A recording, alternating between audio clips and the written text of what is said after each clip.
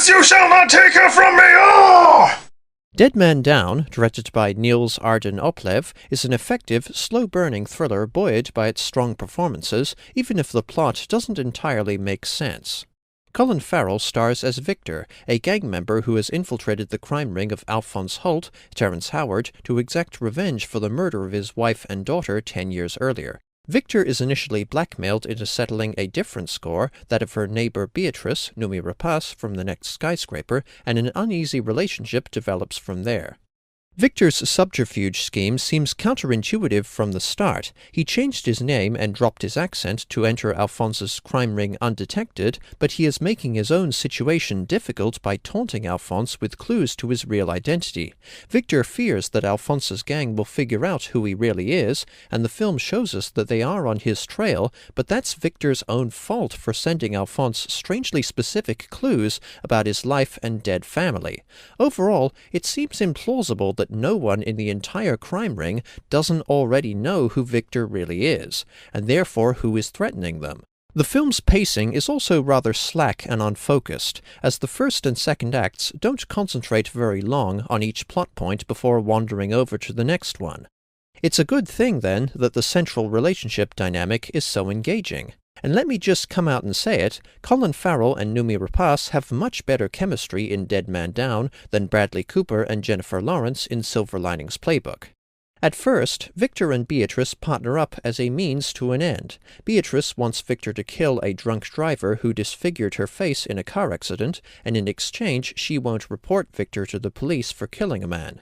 Beatrice forces Victor into this deal by meeting him on the pretense of a date, making her a kind of femme fatale despite her scarred appearance. Their growing relationship is essentially an accessory to Beatrice's revenge plans. They share details about themselves so that they can better trust and work with each other and bond over mutually sad backstories. This is fittingly cold and pragmatic for a crime story, but the film does show how they come to like each other, and this is communicated symbolically through elements such as Beatrice's lucky rabbit's foot and her mother's cookies. They basically get together as a byproduct of their alliance, which is a very logical progression for a crime romance, and it's quite satisfying to see Victor and Beatrice become more relaxed and trusting around each other. Farrell and Rapace's chemistry simmers intriguingly below the surface as their characters learn things about themselves from each other. The performances are solid from the entire cast, especially from Farrell and Rapace, whose blend of strength, resolve, and fragility complement each other well.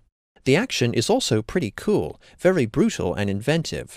The thrilling climax alone is worth the ticket price.